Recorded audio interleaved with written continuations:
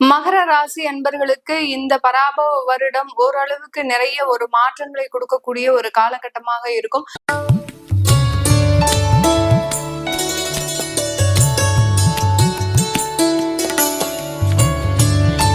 வருடம் ஆரம்பிக்கும் போதே உங்களுடைய 4ஆம் இடத்துல சூரியன் உச்சம் பெறக்கூடிய ஒரு காலகட்டமாகவும் இருக்கு.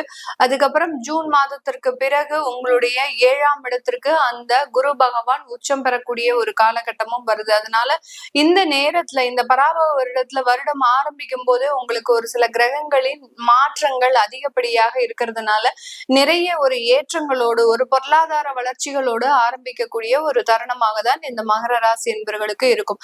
இந்த மகர ராசி என்பர்கள் தன்னுடைய களத்திரம் சம்பந்தப்பட்ட அதாவது கணவன் மனைவி உறவுகள்ல கடந்த காலத்துல நிறைய ஒரு பிரிவுகள் அப்படின்றது இருந்திருக்கும். ஒரே ஊர்ல இருந்துகிட்டு அதாவது ஒரே இடத்துல ஒரே வீட்லயே இருந்துட்டு ஒரு பெரிய அளவுக்கு மனஸ்தாபத்தோடு வாழக்கூடிய ஒரு சூழ்நிலையிலும் இந்த மகர ராசி என்பர்கள் வாழ்ந்துட்டு இருப்பாங்க.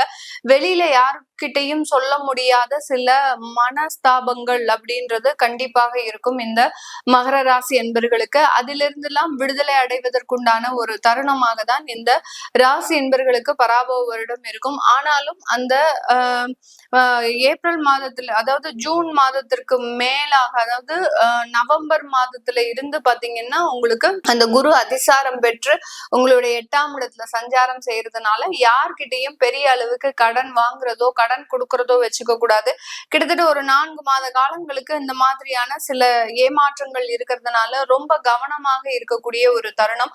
இந்த இடத்துல நீங்க பணம் வெளியிடத்துல ஏமாறுறதுக்கு உண்டான ஒரு அமைப்புகளும் ஆன்லைன் ஸ்கேம் போன்ற விஷயங்களும் நடக்கிறதுக்கு உண்டான ஒரு நிறைய வாய்ப்புகள் இருக்கிறதுனால உங்களுடைய வங்கி கணக்கை நீங்க ரொம்ப கேர்ஃபுல்லா பாத்துக்கணும். யார்கிட்டையும் எந்த விதமான ஒரு தகவல்களும் கொடுக்க கூடாது.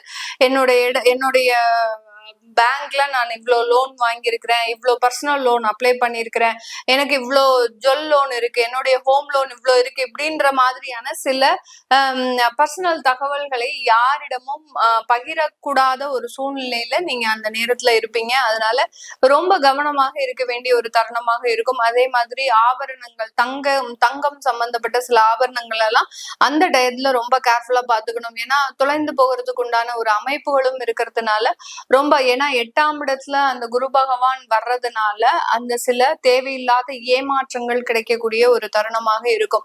ஏன்னா சாதாரணமாக ஒரு கிரகங்கள் அதாவது சந்திரன் போன்ற கிரகங்கள்லாம் 2 நாள் அஷ்டமத்துல இருக்கும்போது அந்த சந்திராஷ்டமம் வரும்போதே நம்ம அதிகப்படியான ஒரு மனநிலையை இழக்கக்கூடிய அதாவது ஒரு கண்ட்ரோல்லயே நம்ம சில இடத்துல பேச மாட்டோம். அது அளவுக்கு அதிகமான ஒரு சென்சிட்டிவாக பேசுறதுக்கு உண்டான ஒரு அமைப்புகள் இருக்கும். இந்த குரு பகவான் பாத்தீங்கன்னா கிட்டத்தட்ட 4 மாதங்களுக்கு 8ஆம் இடத்துல சஞ்சாரம் செய்யறதுனால இந்த இடத்துல நம்மளுடைய கொஞ்சம் ஒரு பொலைட்னஸ் அடுத்து பாத்தீங்கன்னா உங்களுடைய விட்டு கொடுத்து போகக்கூடிய ஒரு மனப்பான்மை, யாரிடமும் கோவப்படாமல் இருக்கிறது, அடுத்து பணத்தை கேட்கறவங்களுக்கு அள்ளி கொடுக்கறது, இந்த மாதிரியான சில விஷயங்கள்லாம் ரொம்ப கண்ட்ரோல்டா இருந்துக்கிட்டீங்க அப்படின்னா மகர ராசி என்பர்கள் மிகப்பெரிய ஒரு மாற்றத்தை அடைவதற்குண்டான ஒரு நேரமாக இருக்கும்.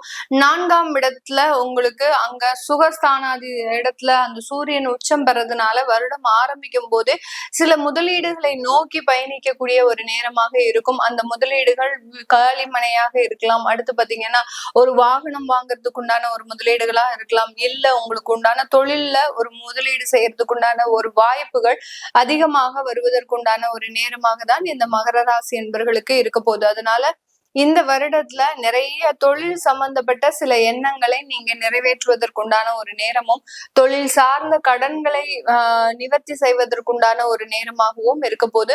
ஏற்றுமதி தொழில் அப்படின்னு சொல்லக்கூடிய சில கெமிக்கல் சம்பந்தப்பட்ட தொழில் எல்லாம் உங்களுக்கு நிறைய வளர்ச்சிகள் இருக்கக்கூடிய ஒரு நேரமாக இருக்கும்.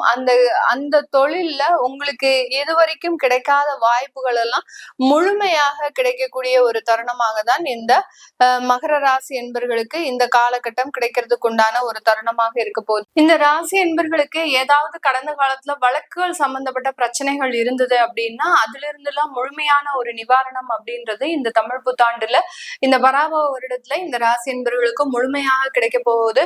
இந்த வழக்குகள் சம்பந்தப்பட்ட விஷயத்துல பாத்தீங்கன்னா கிட்டத்தட்ட 2 வருடங்களாக மிகவும் ஒரு மன நெருடல்கள்ல இருப்பாங்க இந்த மகர ராசி என்பர்கள். அது விவாகரத்து வழக்குகளா இருக்கலாம், இல்ல சொத்து சம்பந்தப்பட்ட வழக்குகளா இருக்கலாம், இல்ல அலுவலக ரீதியான ஒரு வழக்குகளாக இருக்கலாம். இல்ல திடீர்னு ஏதோ ஒரு பிரச்சனையில மாட்டிக்கிட்டு அதுல இருந்து வெளியில வர முடியாத சில வழக்குகளாக கூட இருக்கலாம். எது சம்பந்தப்பட்ட வழக்குகளாக இருந்தாலும் இது இந்த வருடத்துல முழுமையாக நிவர்த்தி அடையக்கூடிய ஒரு நேரமாக தான் இந்த மகர ராசி என்பர்களுக்கு இருக்க போது. இந்த காலகட்டத்துல குடும்பம் சம்பந்தப்பட்ட சில வளர்ச்சிகளும், ஏன்னா இந்த ராகு பகவான் உங்களுடைய குடும்ப ஸ்தானத்துல இருந்து நிவர்த்தியாகி உங்களுடைய ராசியின் மீது பயணிக்க போறாரு. அதனால குடும்பம் சம்பந்தப்பட்ட பிரச்சனைகள்ல இருந்து தீர்வுகள் இருந்தாலும் உங்களுடைய மனநிலையில சில குழப்பங்களை அடைவதற்குண்டான ஒரு தருணம். அதனால வெளியூர் வெளியிட மாற்றம் பண்ணிக்கிறது இந்த மகர ராசி என்பவர்களுக்கு ஒரு நல்ல ஒரு சேஞ்சஸை கொடுக்கக்கூடிய ஒரு நேரமாக இருக்கும். அடுத்து வரன்கள் பார்க்கக்கூடிய விஷயங்கள்ல நிறைய ஒரு ஏற்றங்கள், ஏன்னா 7ஆம் இடத்துல குரு உச்சமாக இருக்கிறதுனால உங்களுக்கு பிடித்த மாதிரியான ஒரு வரன் அமையறதிலையும் காதல் திருமணங்களாக மாறுவதற்கு உண்டான ஒரு நேரமாகவும் தான் இந்த மகர ராசி என்பவர்களுக்கு இருக்க போது. இதெல்லாமே நம்ம கோச்சார நிலவரப்படி பலன்களை கணிச்சு சொல்லியிருக்கிறோம். உங்களுடைய சுய ஜாதக திசாபுத்தி பலன்களை பார்க்கணும் விருப்பப்படுறவங்க கீழே இருக்கிற நம்பருக்கு வாட்ஸ்அப்ல நீங்க அப்பாயின்மெண்ட் வாங்கிட்டு கன்சல்ட் பண்ணிக்கலாம். உங்களுடைய குழந்தைகளுக்கு ஜாதகம் எழுதணும், நியூமராலஜி படி பேர் வைக்கணும்னு நினைக்கிறவங்களும் கீழே இருக்கிற நம்பருக்கு வாட்ஸ்அப்ல மெசேஜ் அனுப்புங்க. அதற்குண்டான விவரங்கள் தெரிய வரும். உங்களிடமிருந்து விடைபெறுவது உங்கள் ஆஸ்ட்ரோ பூர்ணா. நன்றி, வணக்கம். இந்த ராசி என்பர்களுக்கு ஏதாவது கடந்த காலத்துல வழக்குகள் சம்பந்தப்பட்ட பிரச்சனைகள் இருந்தது அப்படின்னா அதுல இருந்து எல்லாம் முழுமையான ஒரு நிவாரணம் அப்படின்றது இந்த தமிழ் புத்தாண்டுல இந்த பராபவ வருடத்துல இந்த ராசி என்பர்களுக்கு முழுமையாக கிடைக்க போகுது. இந்த வழக்குகள் சம்பந்தப்பட்ட விஷயத்துல பாத்தீங்கன்னா கிட்டத்தட்ட 2 வருடங்களாக மிகவும் ஒரு மன நெருடல்கள்ல இருப்பாங்க இந்த மகர ராசி என்பர்கள். அது விவாகரத்து வழக்குகளா இருக்கலாம், இல்ல சொத்து சம்பந்தப்பட்ட வழக்குகளா இருக்கலாம், இல்ல அலுவலக ரீதியான ஒரு வழக்குகளாக இருக்கலாம், இல்ல திடீர்னு ஏதோ ஒரு பிரச்சனையில அதுல இருந்து வெளியில வர முடியாத சில வழக்குகளாக கூட இருக்கலாம். எது சம்பந்தப்பட்ட வழக்குகளாக இருந்தாலும் இது இந்த வருடத்துல முழுமையாக நிவர்த்தி அடையக்கூடிய ஒரு நேரமாக தான் இந்த மகர ராசி என்பர்களுக்கு இருக்க போது. இந்த காலகட்டத்துல குடும்பம் சம்பந்தப்பட்ட சில வளர்ச்சிகளும், ஏன்னா இந்த ராகு பகவான் உங்களுடைய குடும்ப ஸ்தானத்துல இருந்து நிவர்த்தியாகி உங்களுடைய ராசியின் மீது பயணிக்க போறாரு. அதனால குடும்பம் சம்பந்தப்பட்ட பிரச்சனைகள்ல இருந்து தீர்வுகள் இருந்தாலும் உங்களுடைய மனநிலையில சில குழப்பங்களை அடைவதற்குண்டான ஒரு தருணம். அதனால வெளியூர் வெளியிட மாற்றம் பண்ணிக்கிறது இந்த மகர ராசி என்பவர்களுக்கு ஒரு நல்ல ஒரு சேஞ்சஸை கொடுக்கக்கூடிய ஒரு நேரமாக இருக்கும். அடுத்து வரன்கள் பார்க்கக்கூடிய விஷயங்கள்ல நிறைய ஒரு ஏற்றங்கள், ஏன்னா 7ஆம் இடத்துல குரு உச்சமாக இருக்கிறதுனால உங்களுக்கு பிடித்த மாதிரியான ஒரு வரன் அமையறதிலையும் காதல் திருமணங்களாக மாறுவதற்கு உண்டான ஒரு நேரமாகவும் தான் இந்த மகர ராசி என்பவர்களுக்கு இருக்க போது. இதெல்லாமே நம்ம கோச்சார நிலவரப்படி பலன்களை கணிச்சு சொல்லியிருக்கிறோம். உங்களுடைய சுய ஜாதக திசாபுத்தி பலன்களை பார்க்கணும் விருப்பப்படுறவங்க கீழே இருக்கிற நம்பருக்கு வாட்ஸ்அப்ல நீங்க அப்பாயின்மெண்ட் வாங்கிட்டு கன்சல்ட் பண்ணிக்கலாம். உங்களுடைய குழந்தைகளுக்கு ஜாதகம் எழுதணும், நியூமராலஜி படி பேர் வைக்கணும்னு நினைக்கிறவங்களும் கீழே இருக்கிற நம்பருக்கு வாட்ஸ்அப்ல மெசேஜ் அனுப்புங்க. அதற்குண்டான விவரங்கள் தெரிய வரும். உங்களிடமிருந்து விடைபெறுவது உங்கள் ஆஸ்ட்ரோ பூர்ணா. நன்றி, வணக்கம்.